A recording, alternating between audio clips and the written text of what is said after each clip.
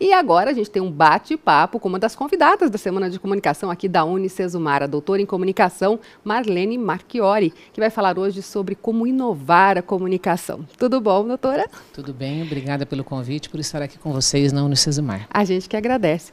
Como inovar a comunicação? Já vou começar logo com a pergunta tema, né? Acabamos de ver uma receita, né?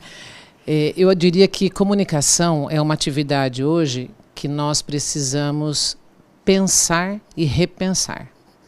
Isso quer dizer que para nós inovarmos em comunicação, nós precisamos efetivamente saber aonde nós queremos chegar, né? E às vezes onde nós queremos chegar significa redefinir constantemente os caminhos que a organização ou que uma empresa, por exemplo, busca, né?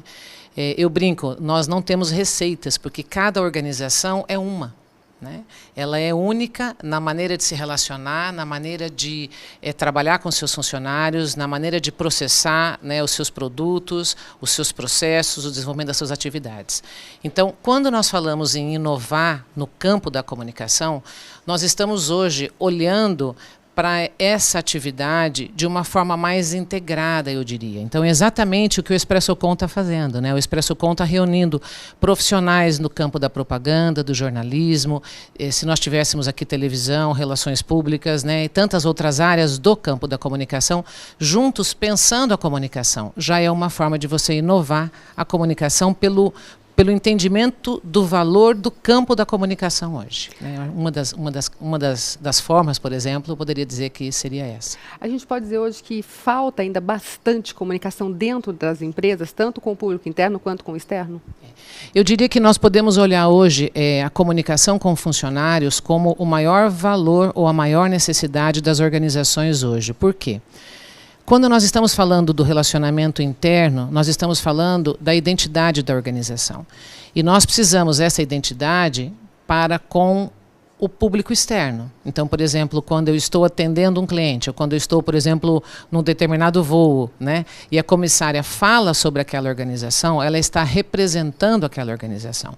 E o fato de eu me relacionar, por exemplo, com seja o vendedor daquela empresa, seja o gestor daquela organização, seja, por exemplo, o gerente de um banco, significa que eu estou vendo a organização naquele relacionamento. E isso me diz quem é ela enquanto empresa. Então, eu digo que, num primeiro momento, nós precisamos pensar no relacionamento da organização internamente, e isso não está só no grande executivo da organização, mas está em todas as pessoas, né? Por exemplo, todos os gestores da empresa que se relacionam com suas equipes constroem, né, um valor naquela determinada realidade. E isso nos dá o que nós chamamos de cultura e identidade da organização, para que a imagem dela, ou seja, como somos vistos, possa ser realmente aquilo que ela é, né? Então, nós precisamos hoje, sim, termos processos de gestão comunicacional, mas esses processos de gestão, eles estão muito mais, e aí um outro aspecto da inovação, no sentido da comunicação, por exemplo, ser muito mais educadora nesses processos, orientadora desses processos, do que aquela que vai efetivamente gerenciar os processos. Então, como é que você habilita as pessoas para que elas, ao entenderem o que é comunicação, né, até em família, vamos dizer assim, não só numa organização, o que é comunicação, o valor da comunicação, elas se relacionarem melhor e construírem uma vida organizacional com muito maior valor, né?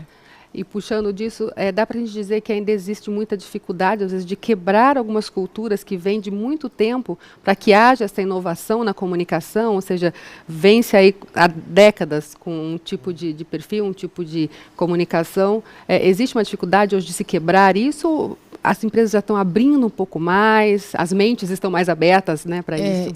Eu diria assim que nós, hoje, percebemos e sentimos e estamos vendo que a comunicação, eu diria que é a bola da vez. Né? A bola da vez no seguinte sentido, se nós nos comunicamos, se nós nos relacionamos, se nós interagimos com diferentes segmentos de públicos, nós conseguimos construir uma organização diferente. Né? Então, por exemplo, o tema aí da ExpressoCon, que é na web, então vamos falar de mídias sociais. Né? Nas mídias sociais, você, na realidade, todas as pessoas hoje, elas são produtoras de conteúdo. Né? Só o que acontece, né, em termos de da organização? A organização precisa entender que ela precisa parar de falar. A organização, por incrível que pareça, ela precisa aprender a ouvir. Então, quando você ouve as pessoas, quando você conhece as diferentes opiniões, os diferentes segmentos de públicos, você consegue repensar o seu agir.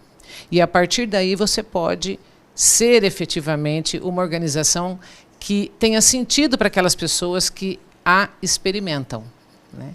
Então, eu diria que, por exemplo, os executivos, né, que ainda não se abriram para o entendimento de que não é só você demandar comportamentos sobre as pessoas, mas é você necessariamente compreender o que as pessoas pensam, compreender que aquela atividade tem um valor na organização, que ela precisa encontrar sentido naquilo para que ela desenvolva aquilo com prazer, com alegria, com felicidade, e não simplesmente esteja desenvolvendo aquela atividade. E você percebe isso quando você se relaciona com as pessoas, quando você olha no olho das pessoas e quando você vê que existe um brilho, né, que existe um envolvimento, que existe uma vontade de estar fazendo aquilo.